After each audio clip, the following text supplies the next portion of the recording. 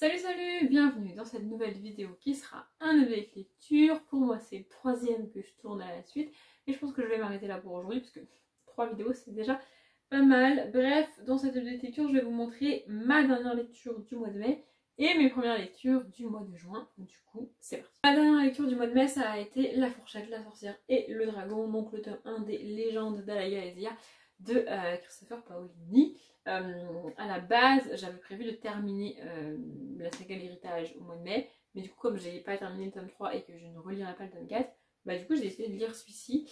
En fait, je suis à la fois déçue et contente d'avoir lu ce livre.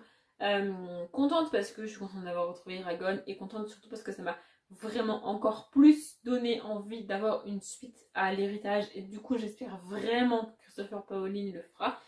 Et déçue parce que en fait on n'est pas vraiment avec Eragon. On a 3 nouvelles, donc La Sorcière, La Fourchette et le Dragon, qui nous permettent d'aller un peu plus loin, un peu plus en profondeur, notamment pour la 3e nouvelle avec les Urgal, donc le peuple des Urgal créé par Christopher Paolini.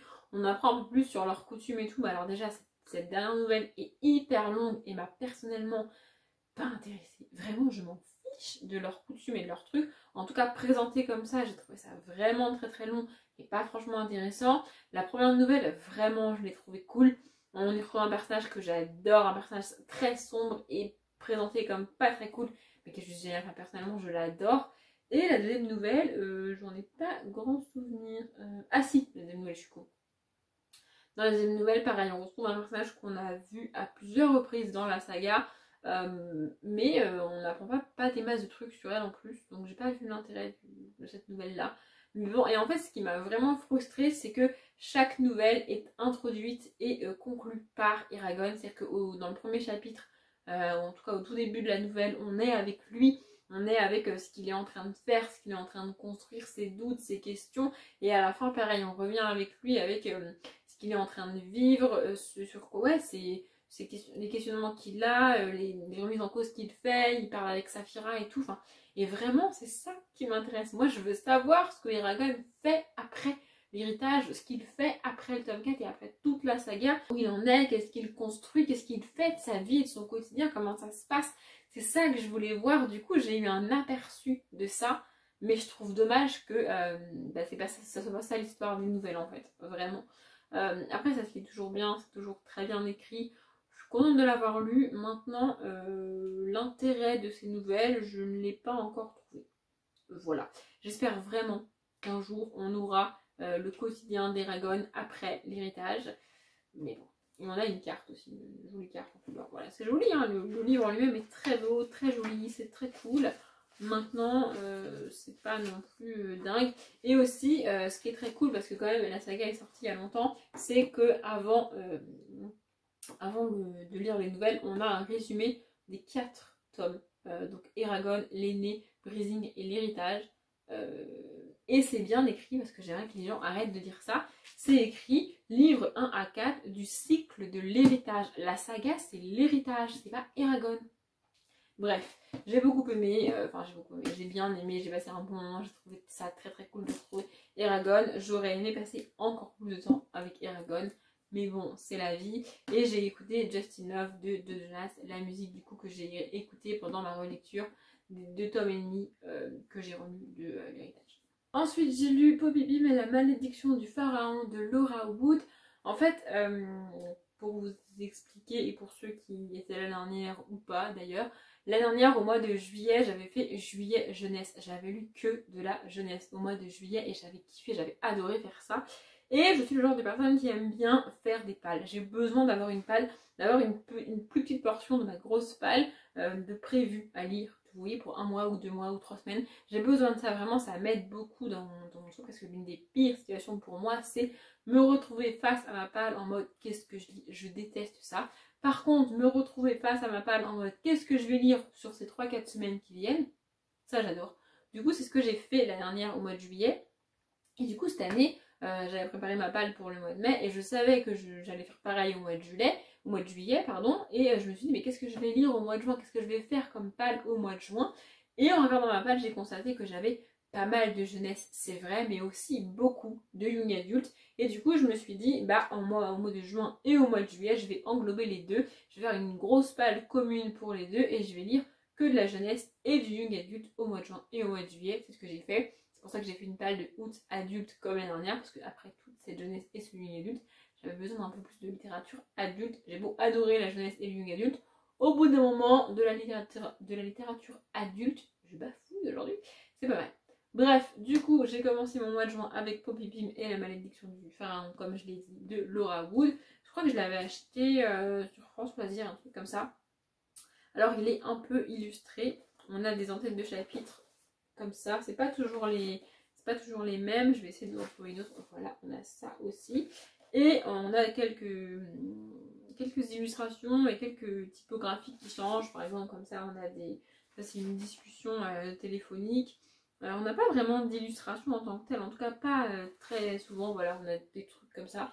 C'est pas vraiment illustré, c'est agrémenté de quelques petits trucs, voilà, on a ce genre de truc là aussi. Bref, je l'ai commencé, alors en fait j'ai pris ce livre parce que c'est marqué la malédiction du pharaon, et je l'ai déjà dit, j'adore la mythologie, qu'elle soit égyptienne ou grecque ou romaine, que vous voulez, j'adore la mythologie. Je ne crois en rien, je ne crois en aucun dieu, aucun type de religion, mais la mythologie, je kiffe, me demandez pas pourquoi. Et du coup, vraiment, j'ai commencé ce livre, et en fait, on va y rencontrer Poppy, qui a été élevée dans un cirque. Donc on a celle qui gère le cirque, l'acrobate, on a le clown, le magicien, voilà, on a chaque membre du cirque, et elle a été élevée dans ce cirque. Et un jour, il y a une professeure, je crois que c'est une femme, qui vient voir sa mère et qui lui dit que ça serait bien quand même qu'elle aille à l'école, qu'elle fréquente des gens de son âge, qu'elle soit éduquée, qu'elle reçoive une éducation autre que celle que vous lui proposez, évidemment, bien sûr, machin. Et donc, sa mère va finir par inscrire dans une école, et Poppy va débarquer dans cette école. Donc, elle débarque dans un milieu où elle est toute seule, elle est totalement libre de ce qu'elle fait, même si elle reçoit une éducation et des règles de la part de sa mère et des membres de la troupe, elle est quand même beaucoup plus libre que dans une école avec des horaires, des sonneries, des trucs et tout. Et donc elle a un peu peur et on va la suivre là-dedans. Et le livre est très très long avant que le pharaon débarque. Et du coup, la malédiction débarque. Et je trouve dommage de l'avoir mis dans le titre, alors que en vrai, c'est pas le centre du livre. Le centre du livre, c'est le questionnement d'une petite fille qui va à l'école pour la première fois. Comment les autres vont réagir, est-ce que je vais me faire accepter, toutes ces questions que tu te poses quand tu rentres au collège par exemple. T'as beau déjà avoir connu l'école, c'est des questions que tu te poses, tu te demandes si tu vas être accepté, si tu vas y arriver, s'ils vont être gentils, si tu vas comprendre les cours, si tu vas arriver à suivre, si voilà. C'est ça le centre du livre pour moi. Et au milieu de tout ça, on a une exposition sur l'Égypte qui va avoir lieu dans l'école, et on a donc une espèce de malédiction avec un scarabée et tout. On peut passer un bon moment globalement. Je trouve dommage que le pharaon prenne si peu de place, parce qu'au final, c'est pour ça que j'avais acheté le livre moi, mais bon, c'est pas très grave. Et aussi, ce qui m'a quand même pas mal perturbée, c'est que on sent que c'est écrit par une adulte. Alors oui, je sais, tous les livres jeunesse sont écrits par une adulte, par des adultes, mais quand on a un livre jeunesse dans lequel on a un enfant qui s'exprime, c'est la première fois que je ressens que c'est écrit par un adulte. Poppy s'exprime comme une adulte. En fait, c'est écrit par une adulte, et du coup, on n'a pas ce sentiment que c'est Poppy qui s'exprime. On voit l'autrice derrière. Je sais pas comment l'expliquer, mais une enfant de cet âge-là ne parlerait pas comme elle parle ici, ne réfléchirait pas comme elle réfléchit ici.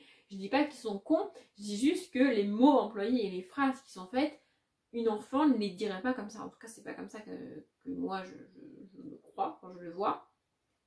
Et du coup, tu vois que c'est écrit par une adulte, tu vois l'adulte derrière un enfant, et je trouve ça dommage. Vraiment, je trouve ça dommage. Après, peut-être qu'il n'y a que moi qui l'ai vu comme ça et qui l'ai ressenti comme ça. C'est fort probable. Mais voilà, c'est le sentiment que j'ai eu, et j'ai trouvé ça assez dommage. Après, c'est très cool. Voilà, c'est quand même assez travaillé au niveau de l'édition. Et j'ai passé un bon moment. C'est quand même un beau bébé. Je ne sais pas à partir de quel âge l'éditeur a dit qu'on pouvait lire ce livre. Mais c'est quand même assez gros, hein. On est sur 350 pages, sachant qu'il y a très peu d'illustrations. Donc voilà, j'ai passé un bon moment, je suis contente de l'avoir lu. Maintenant, si je ne l'avais pas lu, ça ne m'aurait pas manqué. Ensuite, j'ai lu Le Joyau de Amy Ewing. Je l'avais présenté dans mon Google Check-in en même temps que mes Gentry dont j'ai parlé dans un précédent des lectures. Bah en fait ce livre pour moi rejoint la catégorie des young adultes écrits par des autrices dans lesquelles elles n'osent pas développer leur univers, elles n'osent pas mettre en place les choses, elles piétinent, ça tourne en rond et ça va pas, et au bout d'un moment je m'ennuie et j'arrête de lire.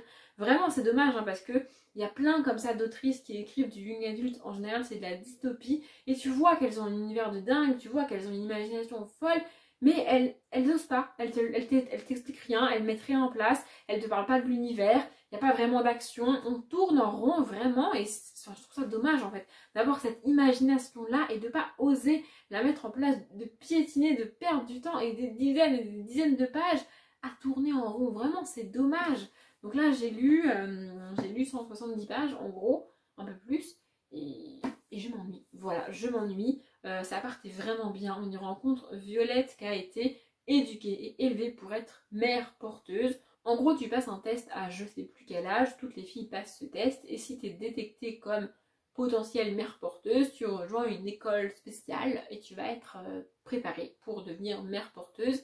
Et nous, on rencontre Violette au moment où elle a fini sa formation et elle va être littéralement vendue pour être mère porteuse. Donc elle est vendue à une des familles de riches, hein. C'est littéralement une mise aux enchères. Les filles passent une par une devant un panel d'acheteurs et elles sont achetées.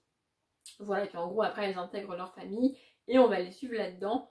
Il y a deux trucs que j'ai trouvé vraiment très très cool en plus de l'univers, c'est que le personnage de Violette est vraiment génial, elle est vraiment intéressante, c'est vraiment cool. Et deuxièmement, innocemment, parce que la société m'a inculqué ça, quand on me dit qu'une femme va être vendue aux enchères en tant que mère porteuse, je m'attends à ce qu'elle soit vendue à un homme, et que ce soit des hommes qui les achètent. Et en fait, pas du tout, ce sont des femmes qui vont les acheter, et j'ai trouvé ça juste génial.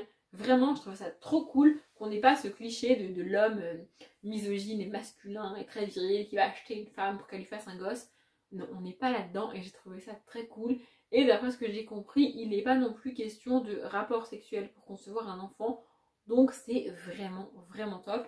Mais on piétine, vraiment on tourne en rond, à part nous répéter en boucle que elle va devoir faire un enfant, elle va devoir être mère porteuse, et la femme elle est méchante, et les femmes elles sont méchantes, et il y a une réunion, et les femmes elles sont méchantes, et les femmes elles se comportent mal, et Violette elle a peur, et enfin c'est bon, je veux dire, ça fait 100 pages que tu me répètes la même chose, j'ai compris en fait, passe à autre chose, vraiment, ça m'a fatiguée en fait, je suis énervée parce que ça a l'air vraiment cool, ça a l'air vraiment génial, mais ça fait au moins 50 pages qu'elle me répète la même chose en boucle, je n'en peux plus, j'en ai marre. J'ai envie de dire à la presse, mais bouge ton corps, raconte-moi un truc vraiment intéressant, passe à quelque chose de vraiment consistant, parce que là c'est bon en fait. Et au bout d'un moment je peux plus, ça fait, franchement sans déconner, ça va faire bien 50 à 60 pages que je m'ennuie faire, mais que j'attends qu'il se passe un truc intéressant, et je peux plus quoi, enfin j'ai tenu 60 pages à m'ennuyer, je peux pas tenir plus, hein, c'est pas possible, je peux pas faire plus d'efforts que ça, je m'ennuie. Alors peut-être que ça démarre, mais plus de 170 pages pour démarrer un livre, je trouve que c'est trop en fait. Vraiment, et en fait, ce qui m'agace dans ces dystopies où les autrices prennent leur temps, c'est que j'ai l'impression qu'elles n'ont pas confiance en elles, qu'elles sont pas sûres d'elles, et que du coup, elles prennent leur temps, elles piétinent, elles tournent en rond, elles te répètent, elles contextualisent, elles répètent, elles contextualisent, elles mettent en place les choses.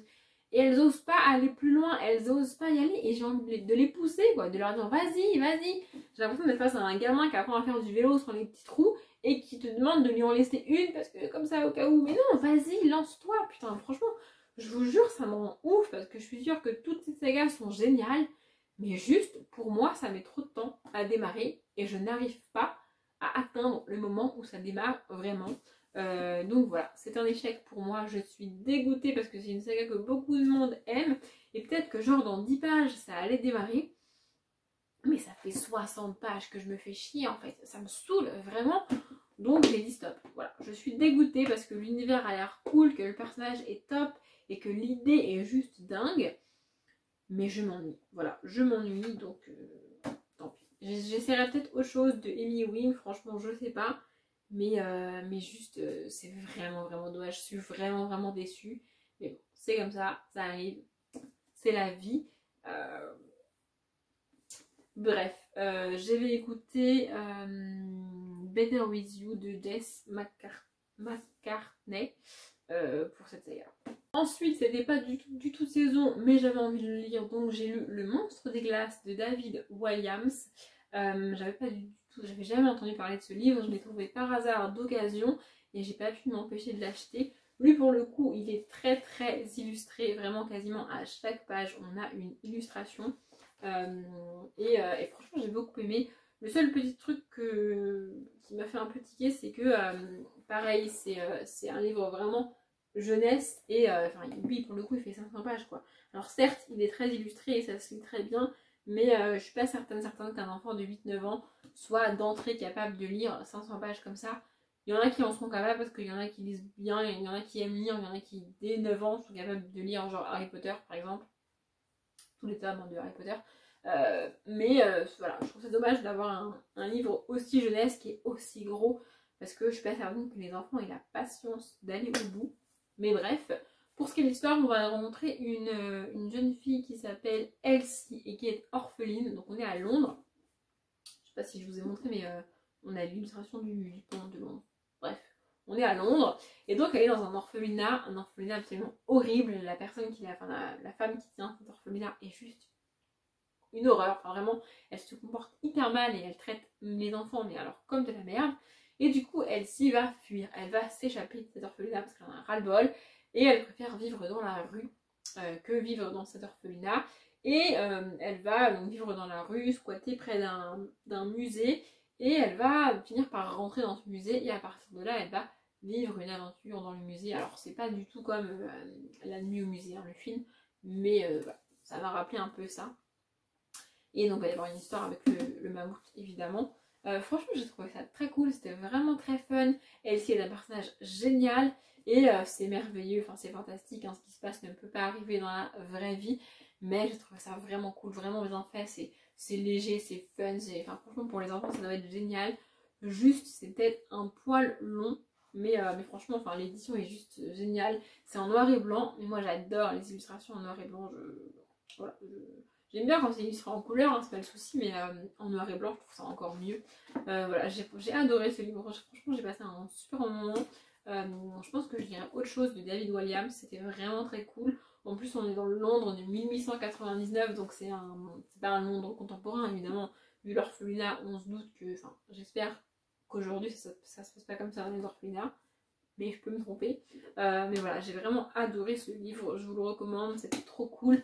Alors moi je l'ai lu en été, enfin fin printemps, début été.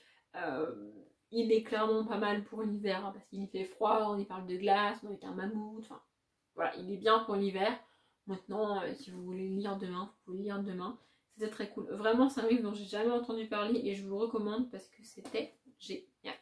Et je termine cette update lecture avec Wonder Woman, donc Warbringer de Leigh Bardugo. Donc Leigh Bardugo est l'autrice de Grisha et Six of Crows, je crois, si je ne me trompe pas. C'est des sagas qui ne m'attirent pas. Vraiment, Leigh Bardugo, ça ne m'attire pas parce que j'ai l'impression que les gens ont sur ces sagas le même avis que sur notamment Shade of Magic de Vicky Schwab, je crois. Et j'ai pas du tout accroché avec Shade of Magic.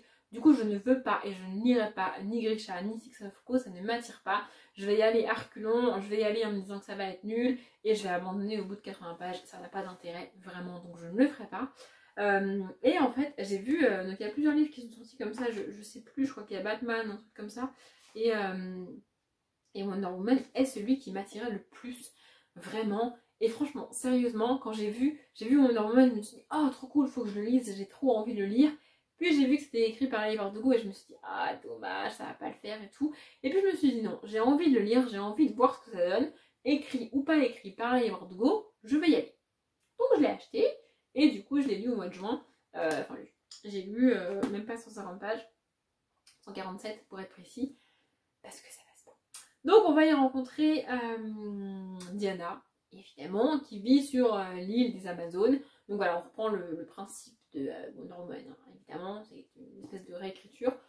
Donc voilà, Diana vit là-bas, elle n'est pas Amazon en tant que telle parce qu'elle est née sur l'île alors que normalement tu dois faire un acte de bravoure dans ta vie et mourir, et puis ensuite les déesses te ressuscitent et tu intègres l'île. Elle est la fille de la reine, et donc la reine voulait un enfant, donc elle s'est débrouillée pour faire un enfant, sachant qu'il n'y a pas d'homme sur l'île. Bref. Et donc en fait, au tout début, Diana participe à une course, donc on t'explique bien qu'elle a aucune chance de gagner, qu'elle est nulle, qu'elle est à chier, que blablabla. Mais Diana a envie de participer et elle a envie de prouver qu'elle va gagner. Elle est vraiment motivée, elle va tout faire pour y arriver. Et elle a choisi le chemin le plus court mais le plus difficile, puisqu'il passe par la forêt, il longe la côte et tout, enfin bref. Et au moment où elle longe la côte, justement, elle voit un bateau couler. Et alors qu'elle n'a strictement aucune idée de est-ce qu'elle est survivante ou pas, elle sait qu'elle n'a pas le droit de les ramener sur l'île parce que ce sont des humains, qu'elle ne pourra pas les aider, et en plus de ça, elle va devoir abandonner la course pour ça. Mais c'est pas grave, elle quand même, elle se jette à l'eau et elle va voir s'il y a des survivants. Bref, donc déjà j'ai un peu de mal avec cette réaction, mais présent. Et donc elle sauve une jeune fille qu'elle va ramener sur l'île, et elle n'a pas le droit de ramener des humains sur l'île parce que ça va déclencher une espèce de malédiction, et ça ne loupe pas. Ça déclenche un truc absolument horrible, et à partir de là, ça part en live pour moi. Donc déjà, la fille qu'elle sauve est insupportable, elle passe son temps à me dire « Oh, il n'y a pas d'homme ici, oh, mais alors du coup, vous êtes lesbienne, et comment t'es née s'il n'y a pas d'homme ici, Bref, la fille est insupportable. Donc Diana essaye de la sauver, puis elle va avoir une espèce d'oracle qui lui donne une mission. Enfin, bref, pour moi, ça part dans tous les sens. Et en fait, j'ai beaucoup de mal avec ça, ce principe de une pauvre jeune fille qui se permet de juger une civilisation qu'elle ne connaît pas par rapport à la sienne. Enfin, je veux dire, tu débarques sur une île d'Amazon avec des meufs badass qui ont des armes et des armures et tout. Et toi, tu te dis, mais il n'y a pas internet ici, il n'y a pas d'hommes ici, mais c'est nul, mais à quoi tu t'occupes toutes tes journées? Cette superficialité, je vais y arriver, me dérange. Vraiment, ça me fatigue. Dans les young adultes, souvent, on a cette pauvre jeune fille qui juge tout et tout le monde inférieur à elle. Ça me fatigue. En plus, pour ne rien gâcher, je ne l'ai pas dit, elle est fille d'un milliardaire, d'un homme d'affaires richissime, enfin bref. La meuf insupportable. Mais j'ai quand même continué. C'est-à-dire que ça me gonflait déjà, mais j'ai continué parce que je voulais voir la mission, je voulais voir ce que Diana allait faire en fait. Et Diana a fini par avoir le même comportement que cette jeune fille. Et là, je me suis dit, c'est possible, je ne peux pas. En fait, au bout d'un moment, Diana va découvrir notre monde à nous. Et elle va juger notre monde à nous par rapport au sien. C'est un truc que je supporte pas. C'est exactement ce qui s'est passé pendant la colonisation, où les hommes blancs ont jugé les hommes noirs et leur culture inférieure à celle des blancs, enfin à la leur, parce que c'est pas ce qu'ils faisaient. La tolérance, ça vous dit quelque chose les gens? L'acceptation des autres, l'intéressement, le poser des questions, essayer de comprendre pourquoi ils font ça, ça vous parle ou ça vous parle pas? Parce que juste débarquer dans un pays ou sur une île qui n'a pas la même culture que toi et dire « Ah, vous faites comme ça, mais c'est nul !» Enfin, c'est pas du tout constructif. Enfin, vraiment, c'est un truc qui me fatigue, ça me saoule, vraiment. Donc du coup, j'étais en train de m'agacer en lisant et je me suis dit non, je ne peux pas lire un livre avec deux personnages qui jugent comme ça tout et tout le monde de manière hyper négative et pas du tout constructive. En fait, c'est vraiment, ça me fatigue. Donc j'ai pas lu. Voilà, je suis désolée, mais c'est pas possible. Je ne comprends pas ce concept de jugement négatif, c'est pas possible. Enfin, bref, j'y arrive pas. Donc j'ai pas lu, je suis dégoûtée parce que j'avais vraiment envie d'aimer ce livre. Ça ne passe pas, ça ne le fait pas, du coup je lirai encore moins Grisha et Six of Crows. C'est pas très grave, je vivrai très bien sans, même si tout le monde adore ces sagas. Voilà, je suis très déçue et je suis dégoûtée, mais bon, c'est la vie. Voilà, du coup le d'écriture est terminé, je vais aller manger, parce que vous ne le savez pas, mais moi je suis affamée, donc je vais manger. Vous êtes content de le savoir? Oui, content de le savoir. Bref, j'espère que ça vous a plu. Je m'arrête là. Comme d'habitude, je vous souhaite une bonne journée, un bon après-midi, un bon appétit.